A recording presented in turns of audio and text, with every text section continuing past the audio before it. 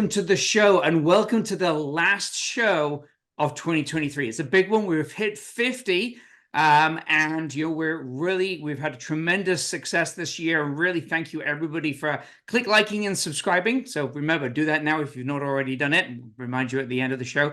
But as we like to do at the end of the year, we like to do a little bit of a wrap up, a little bit of a discussion about what we saw this year, what's coming up as we move into 2024. And this is when I get one of my favorite times of the years. I get to have a whole bunch of people on the show with us. So kind of like in no particular order, we'll start with 𝗙𝗲𝗿𝗄, who's a CEO and founder of ArmorCode. Nikhil obviously having a lot of background. You've all seen him on the show before, and he'll be kind of like bringing in some of his industry experience around what he's been seeing in the market. We've got 𝘄𝗲𝗿, who is one of the newest ArmorCode team members, our Chief Security and Trust Officer, bringing a wealth of experience around how security teams are handling today's challenges and the things that they're struggling with, and that's really where 𝘄𝗲𝗿 is going to focus. And then last but not least, Raj Patel, who is obviously a keen ArmorCoder, but even more so a keen 𝗪𝗪𝗏 leader and the executive chair of the 𝗪𝗪𝗏 community, which is our security leadership a group of security leaders. And I know Raj will give us a short soundbite on that when we get into it. So what we're going to talk about today is we're going to talk about really the 5 things that we've been seeing over the course of this year. And really, these are evolutions of really what has happened over the years prior. But the number one thing is really the thing we started seeing about this time last year, which was AI exploding again. And really, of course, we're talking about generative AI here. We're talking about ChatGPT, Copilot, Bard, all of these different technologies that are really revolutionizing the software industry as a whole, and really, revolutionizing, cybersecurity. Gartner have done a number of research on this year. We'll make some of that research available through our website as well as we move forward. Next topic area that we'll get into, software supply chain. It's been on everybody's lips for probably the last 2 or 3 years, but we're finally past the point of people figuring out how to generate an SBOM. We're kind of like in the middle of figuring out how to share it. But the thing that most people are trying to figure out now is like, okay, once I get one, what do I do with it? So we're going to talk into that. We're going to talk about risk-based vulnerability management, kind of one of 𝘄𝗲𝗿's pet topics that we talked about during one of our podcasts just a couple of weeks ago. We'll talk about ASPM and why really you want to be able to have a broader kind of like separated governance and scanner process. You want to be able to have a platform approach, and we'll talk about kind of like how we approach that at ArmorCode and why we think that's critical. And then last but not least, we're going to end with the seasonal thing that you have to think about, which is how to respond to the next 0 day. Fingers crossed we don't all get an early Christmas present. So let's go ahead and jump in. And actually, 𝘄𝗲𝗿, I'm going to hand over to you first. Let's talk about the impact of AI in cybersecurity, because I know you're there in New York this week. This is one of the things you're going to be talking about. Kind of like give us kind of what you've been seeing, how different folks are struggling with AI, how they're figuring out how to safely use it. What have you been seeing? Yeah, thanks, Mark. I think you said it like a year ago, we started to see adoption of AI, right? I think 2023 is in a year where we would call it as a hype cycle, where we started to peak up in terms of exploration, right? So we haven't seen anything yet, in my opinion, from a AI adoption perspective from companies. Every company and every organization, my experience, retail experience being running a large security organization for a largest retailer in the country, one of the largest retailers in the country, everybody wanted to explode, right? So I think we're past that point of exploring use of AI, either vis-a-vis for data analytics or for developing products and services, which I would call it a software products and services, right? And how do you get closer to market from that perspective? So I think 2024 would be the year where a lot more adoption into AI. With that comes into challenges, right? People are going to use things like coding assistants, right? It's going to be very precise, where companies are going to not only just dabble with it, but completely start to adopt it, right? So the challenges are going to be, can people, when they leverage these coding assistants, can any kind of vulnerabilities be introduced, right? Prompt injection can come into play, right, as you start into it. So I think the key is to keep in mind, just because I'm using a coding assistant or some automated capability, I cannot take it for granted. Security has come along with it, right? So essentially, go back to the basics, understand your risk, measure your risk, and know where your weaknesses and vulnerabilities are, and continue to adopt with AI, right? The discipline is exactly the same thing: measure, monitor, and manage. So AI introduces the fourth dimension in my point of view, but the response should be very similar to what we have been doing. Yeah, and I think you bring up a good point about the code assistants, because one of the things, what you have to bear in mind is that when you're using generative AI, it's been trained on something, and you need to make sure it's actually trained on good stuff, not like the poor coding that the rest of the world is doing. Certainly, it's an area that we've been doing our research on from an AI-driven and AI-driven capabilities within the platform, and certainly some things that we'll be bringing to fruition next year. But Nikhil, I know kind of like one of the areas that you've been focusing on as well is really kind of like, what is the responsible use of AI and how it can be used effectively within our world? What are your thoughts on this area? Yeah, no, I think so. AI is kind of, but 2023 is a tipping point, to Karthik's point, right? It's been there. Like, I remember reading about AI when I was doing my master's 25 years ago, right? And now fast forward 2023 with the ChatGPT and LLM coming in, I can see where it's going to come to fruition. But to your point there, I always give AI's analogy as a nuclear energy, right? So you could go ahead and generate a nuclear power from a nuclear energy, or you can create a nuclear bomb. And this is where I see the AI coming over there.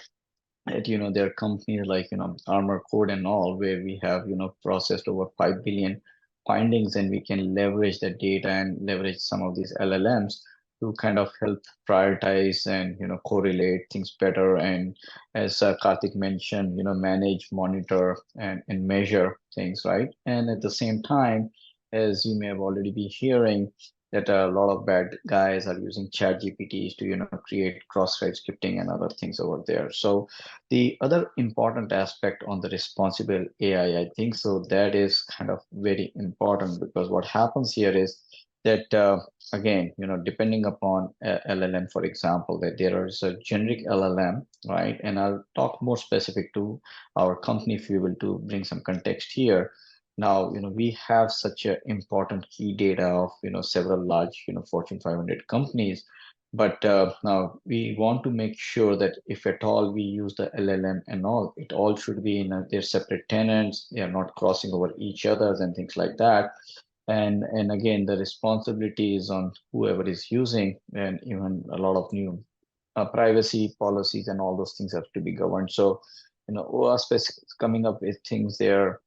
The organization like 𝗙𝗲𝗄𝗏 are coming over there, and I think so it will take a lot of things together to get to the responsible AI.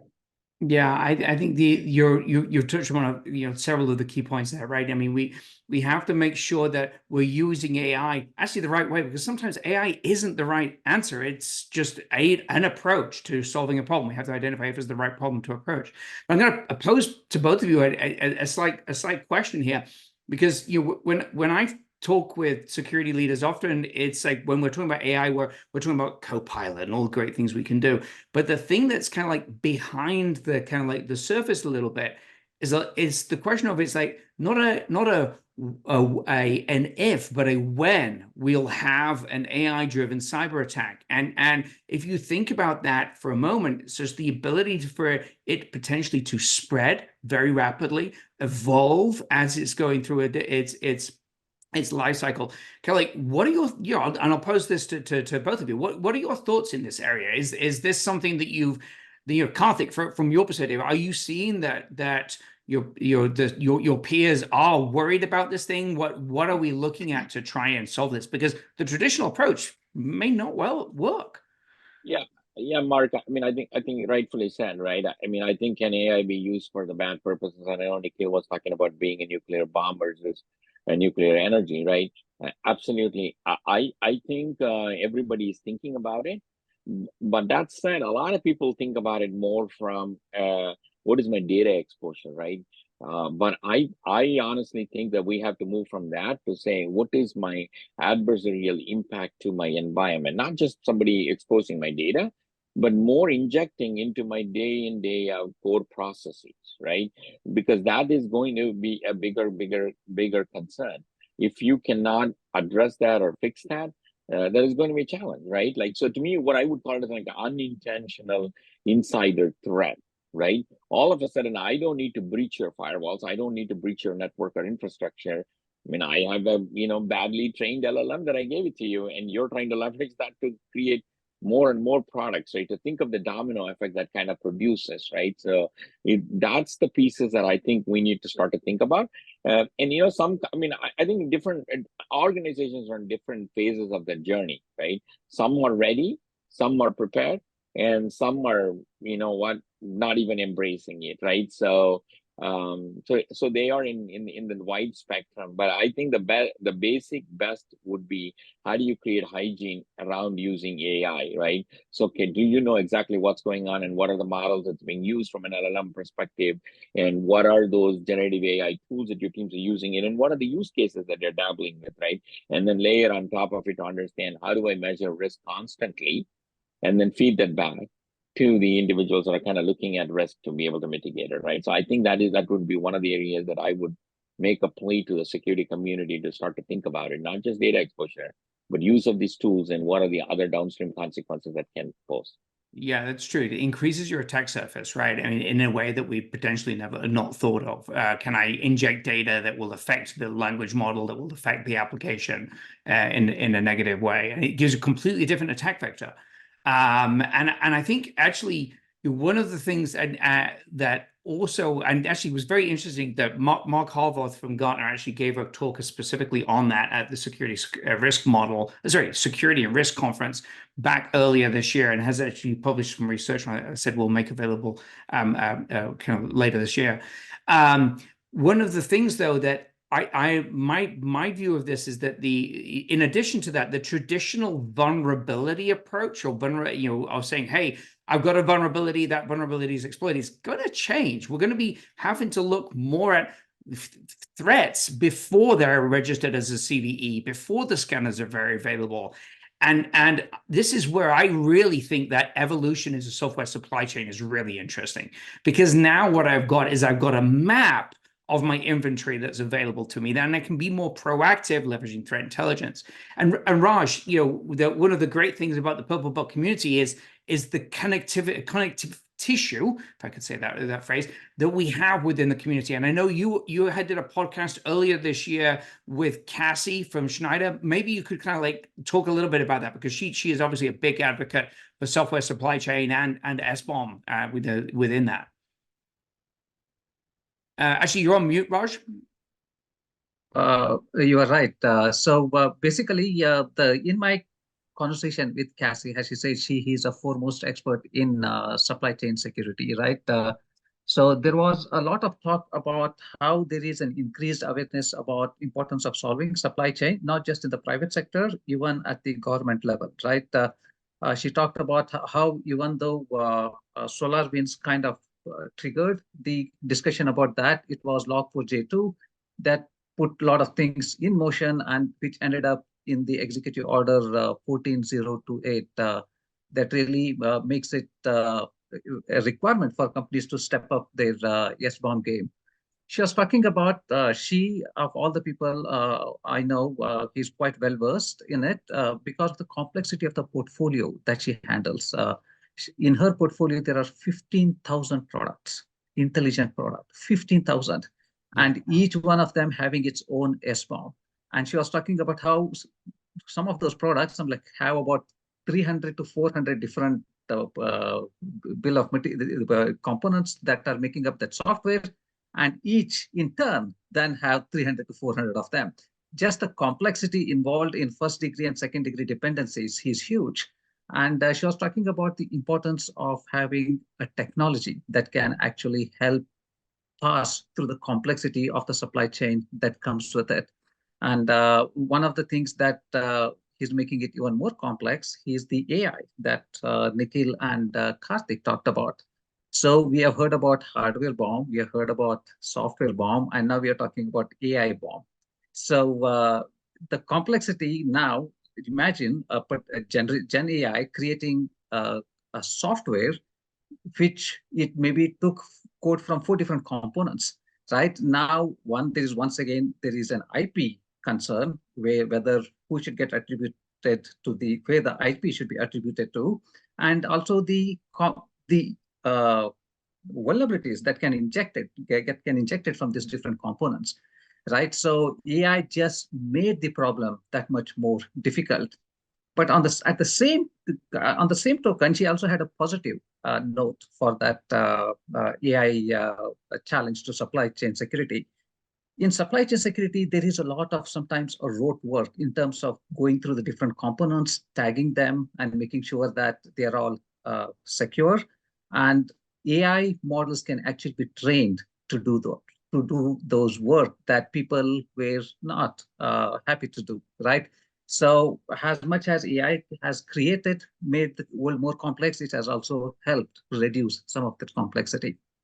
So kind of like double clicking deeper into the whole software supply chain, and really SBOM is a component of that, right? It's a part of your software delivery factory. So Nikhil, as you talk with different leaders in the industry, kind of like, what are you seeing where are they at on their SBOM journey? Because if I rewind to like a year ago, we were still talking about how to generate an SBOM. I feel that we're past that now, but what are you seeing as the challenges that organizations are facing today? Right. So, as you know, Mark, we have over a dozen, Fortune 500 customers, from the largest industrial automation companies to, the largest, hospitality. Now, one of the big challenge what happens here with all these large organizations is you have multiple business units, and in each business units, you have multiple different languages, right? Because with the kind of evolution of software development into microservices, for writing a single application, you may be using multiple languages and multiple microservices. So there are two components here. So one is basically creating of the SBOM, to your point, and that's kind of a natural evolution of the SCA tools, if you will. So if you're using Java and you're using a SCA tool for Java or whatever, you can just kind of expand on that. But the bigger challenge with the larger organization becomes is that it's again a very powerful set of information, and for lack of better word, you don't want to kind of lay out your dirty laundry out in the open, because if it gets in the wrong hands, then that people knows what exactly your tech stack is aware of, and that's very easy to hack. So this is where the platforms like ArmorCode or other comes into play, where you require a governance across the SBOM or bill of material. So you need a platform which kind of quote unquote becomes a central repositories of all the separate bill of materials, and then depending upon the use case and the need, you could selectively say that share X part of the SBOM with somebody or Y part of it somebody else, right? And as the things are evolving, I believe that SBOM will become part of eventually with one of the standards, whether it's a SOC 2 or Type 2 or something like that. And that is where the significance of SBOM, and that's where I am hearing where the need for SBOM is coming. Yeah, I think you're spot on from the point of view of definitely SBOM is going to become part of that just hard requirement. Vendor management teams are already asking for it. It's going to become, for the security team, just another source of vulnerability data. So I've got an SBOM, I need to analyze it, I need to find where my vulnerabilities are, and it's just more stuff that we're piling into the queue.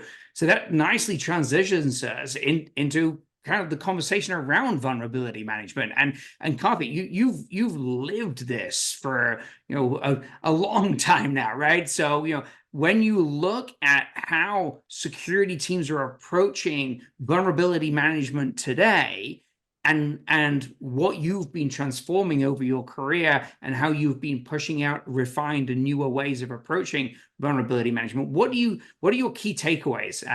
What are the things that teams need to be focusing on, and how they need to be evolving their programs? Yeah, Mark, I think, yeah, absolutely right. When it all depends on the organization and institution that you're involved in, right? My experience has been, large telecommunications company, large retail, large financial services, right? And they're legacy companies, right? Traditional companies, been out there for a long time, right? When you talk about, we have a lot of legacy environment, large enterprises, naturally that you're going to produce, tens of thousands of vulnerabilities, right? Now, and we always, as a security community, we have always worked on this concept of, linear security, right? First in, first out, right? Aging report, what's old, I gotta fix it sooner, right? We definitely had intelligence, no questions about it, right? We know what's a critical vulnerability. We know if it's an asset is exposed to an internet, right? But the intelligence is not still there, right? As part of this evolution, like anything in life, right? We are getting to another level of, sophistication in terms of how do we evaluate what do you need to go fix, right? So large enterprises have tens of thousands of vulnerabilities. It's very, impossible for institutions to go ahead and address everything immediately, right? So I think the security programs have to evolve into what I would call as a risk-centric security programs in general, right? So you kind of evaluate the risk and then figure out if that risk needs to be addressed at any given time, right? And then if you double click that, vulnerabilities are a natural fit into this model, right? Okay, I have tens of thousands of vulnerabilities. All of them are critical. Where do I need to go and fix it? Tell me first things first, right? And so I think this philosophy of let's do what matters comes into this picture, right? So you need to be able to apply this risk-based vulnerability management, right? We have tons and tons of ways to understand the vulnerabilities, meaning you have a lot of scanning tools and assessment tools, right? Where we are kind of, I wouldn't even say we are lacking. It's just we have it. Maybe we're breaching that environment. I know ArmorCode has got a great, platform that kind of pulls all of this stuff, helps you look through forest from the trees, which then gets you to understand where do I need to go ahead and fix my problems, right? And so that's where the risk-based vulnerability management comes into play. I don't want people to misunderstand the risk-based vulnerability management is to go look at the critical vulnerability of a CVE. Not really. It's multitude of attributes. I know, Mark, your team does a fantastic job of bringing all these things and creating a derived score and then applying the derived score to be able to say, well, go fix this 100 things, not this 10,000 things. Yes, you got to worry about all the 10,000 things, right? But then you can take this approach of, bottom up and a top down, right? So in a timely fashion, you're avoiding any major mishaps for your organization. And that's where the beauty of this risk-based vulnerability management comes into play, kind of leads very much into a risk-centric security program.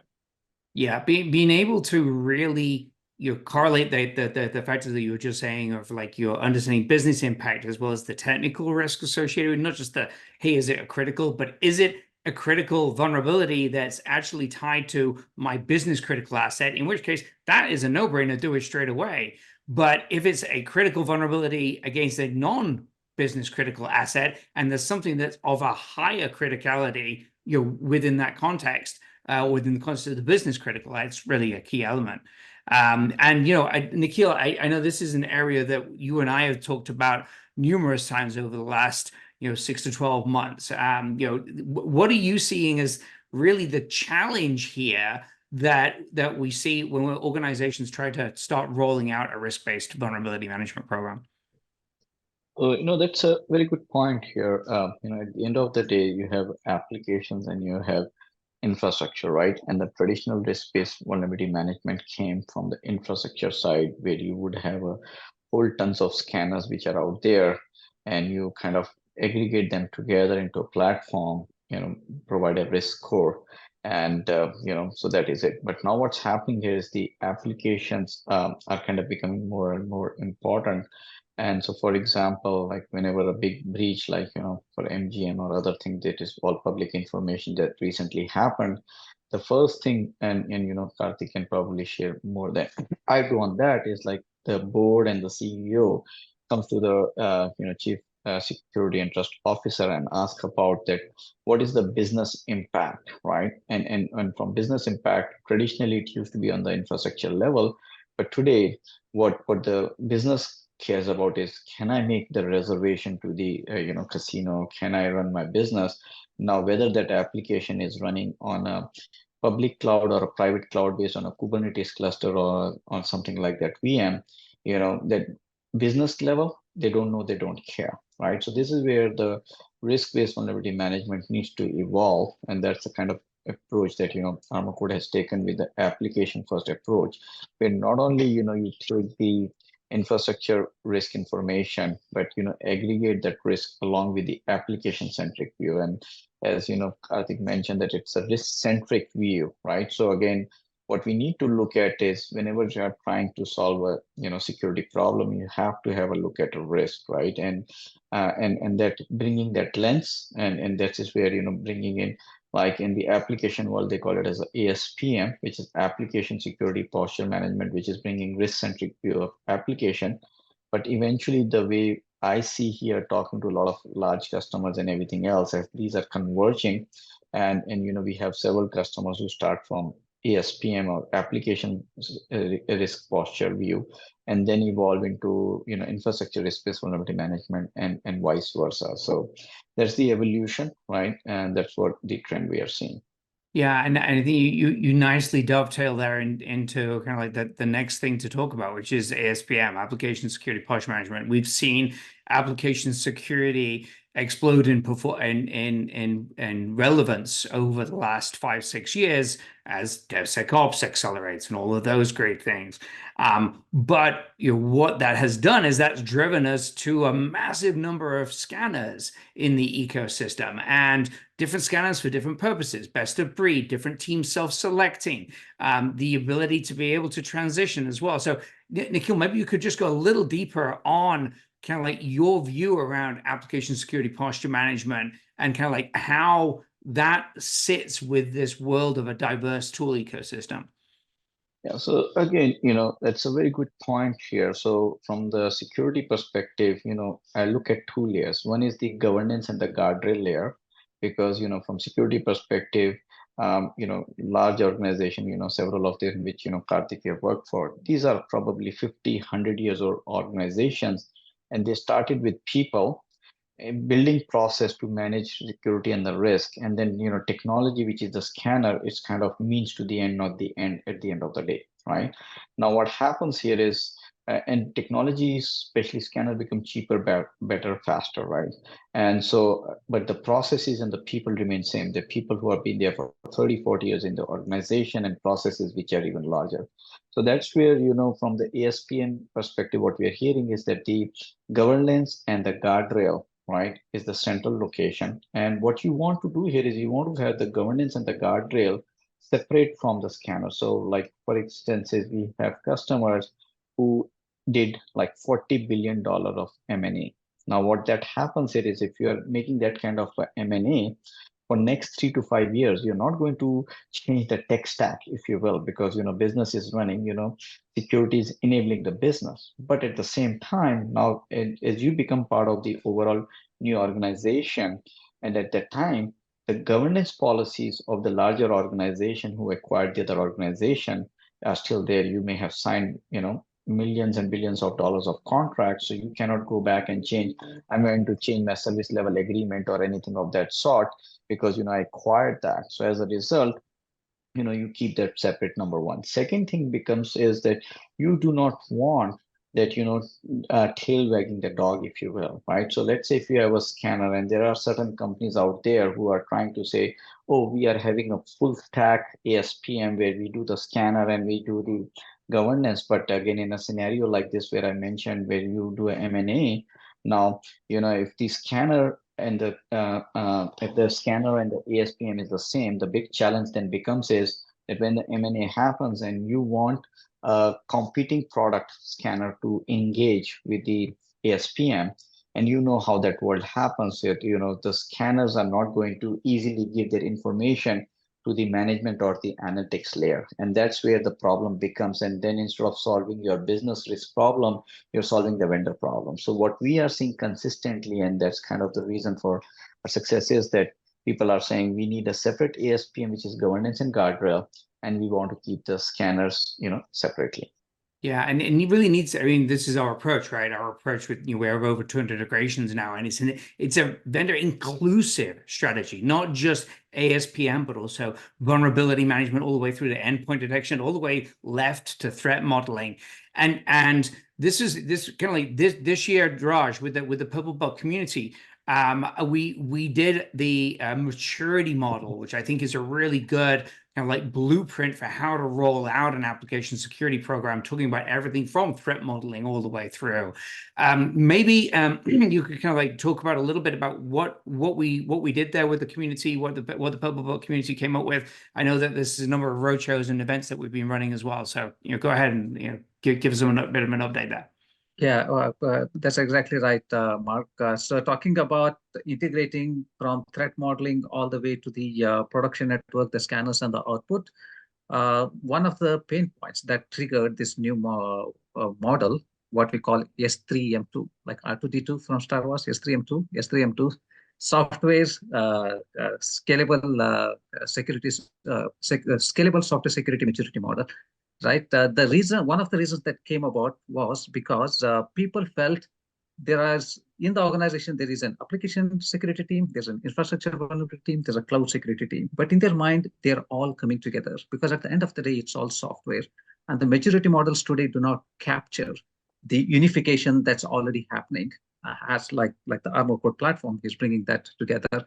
So a maturity model came about, which looks into the people, process, technology challenges, and looks at what an ad hoc program in this looks like, what a managed program in this looks like from the people, process, technology, what an optimized program looks like, what a dynamic program looks like, right? So it looked at the different aspects and talks about where you are, like a self-assessment on your own. Are you on people, maybe you are at level 2, and process, maybe you are at level 5, and technology, maybe you are at level 1.